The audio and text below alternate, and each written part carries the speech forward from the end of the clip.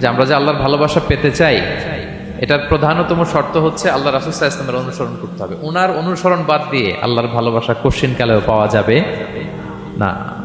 যে আয়াত দিয়ে সূরা আলে ইমরানের 31 নম্বর আয়াত দিয়ে আমি আমার আলোচনা শুরু করেছিলাম, এই আয়াতে আল্লাহ তাআলা খুব স্পষ্ট করে বলছেন, কুল ইন কুনতুম তুহিব্বুনাল্লাহা ফাত্তাবিউনি ইউহিব্বুকুমুল্লাহ।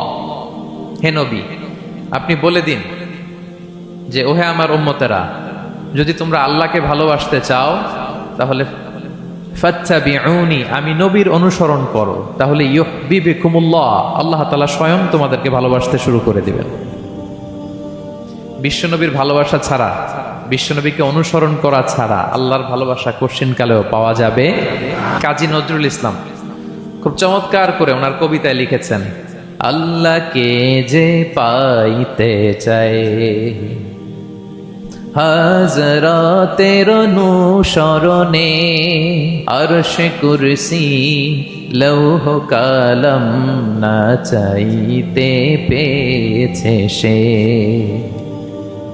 রসুল নামের রশি ধরে যেতে হবে খোদার ঘরে, নদী তরঙ্গে যে পড়েছে ভাই দরিয়াতে সে আপনি মেশে, হাজরাতের অনুসরণে আরশ কুরসি লৌহ কালাম না চাইতে পেয়েছে সে।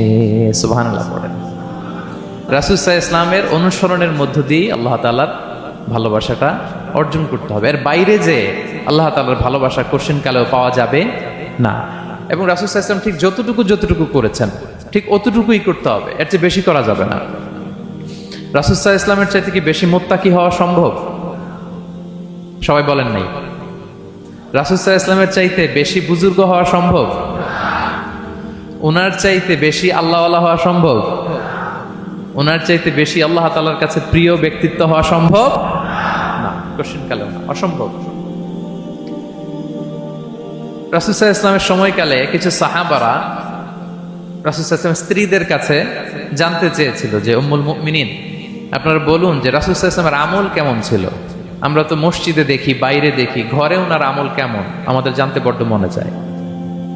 তো রাসূল সাল্লাল্লাহু আলাইহি ওয়াসাল্লামের স্ত্রীরা বললেন যে উনি এমন এমন আমল করেন, এইভাবে নফল রোজা রাখেন, শেষ রাতে তাহাজ্জুদ পড়েন, এইভাবে তাসবিহ পড়েন, কোরআন তেলাওয়াত করেন, জিকির করেন। তো হাদিসে এসেছে যে কাআন্নাহুম তাকাল্লুহা, তাদের কাছে এটা কেমন যেন কম মনে হইল। তারা একটা বড় এক্সপেকটেশন নিয়ে আসছিল, মানে বিশাল একটা, রাসূল সাল্লাল্লাহু আলাইহি ওয়াসাল্লাম সব নবীদের নবী, না জানে কি আমল করে ঘরের ভিতরে। কিন্তু যখন রাসূল সাল্লাল্লাহু আলাইহি ওয়াসাল্লাম স্ত্রীদের কাছে শুনলো এই আমল তিনি করেন ঘরের ভিতরে, ওনারা হতাশ। হায় রে, ভাবছিলাম এত এত আমল করে, এই মাত্র এরকম আমল করে, এগুলো তো আমরাও করি। কাআন্নাহুম তাকাল্লুহা, হাদিসে এসছে ওনাদের কাছে এটা খুব কম মনে হইলো। তো তারা একে অপরকে বলতে লাগলো যে এর কারণ হচ্ছে কদ গুফিরা লাহু মা তাকাদ্দামা মিন যামবিহি ওয়া মা তাআখার। আল্লাহ তাআলা তো রাসূল সাল্লাল্লাহু আলাইহি ওয়াসাল্লামের আগের পরের সব গুনাহ মাফ করে দিয়েছে। ওনার তো আদতে কোনো গুনাহই নাই, কিন্তু আল্লাহ তাআলার ঘোষণা হচ্ছে, নবী হে, আপনার আগের পরের সব গুনাহ আমি মাফ করে দিলাম। তো সাহাবারা বলতেছেন এর কারণ হচ্ছে ওনার কোনো গুনাহই নাই, সব মাফ, এজন্য ওনার কম করলেও হয়, আমাদের তো এত কম করলে চলবে না। কথা বুঝতে পেরেছেন? তো ওনারা ভাবলো যে না, আমাদের তো আমল বাড়াইতে হবে। তো কি করতে হবে? একজন বলল আমি সারা রাত নামাজ পড়বো, আমি আর ঘুমাবো না, এখন থেকে সারা রাত কি করব? নামাজ পড়বো, আমি আর ঘুমাবো না। আরেকজন বলল তাহলে আমি সারা বছর রোজা রাখবো, রোজা ভাঙবো না, সারা বছর টানা রোজা, যেহেতু বেশি বেশি করতে হবে।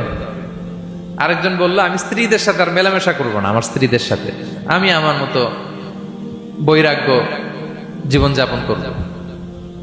তো এই কথা যখন রাসূল সাল্লাল্লাহু আলাইহি ওয়াসাল্লাম শুনলেন, রাসূল সাল্লাল্লাহু আলাইহি ওয়াসাল্লাম ওনাদেরকে ডেকে পাঠালেন, ডেকে বললেন আনতুমুল্লাযীনা কুলতুম কাযা ওয়া কাযা, তোমরা কি এমনটা এমনটা বলছো?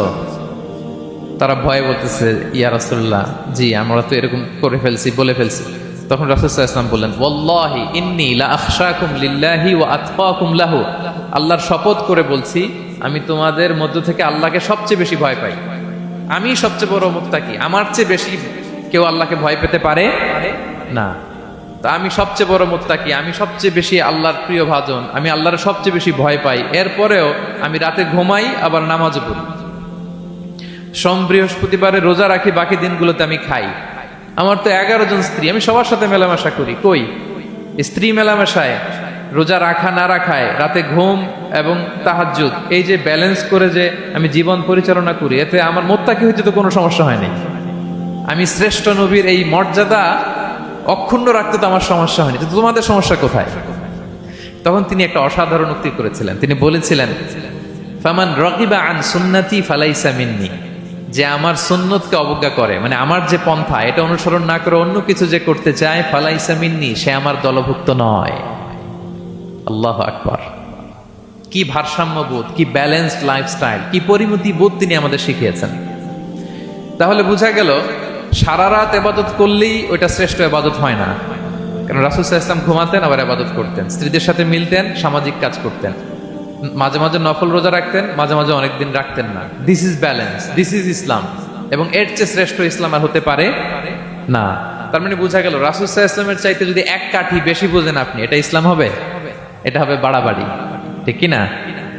রাসূল সাল্লাল্লাহু আলাইহি ওয়াসাল্লাম যেমনটি করেছেন ঠিক তেমনটি করার নাম ইসলাম।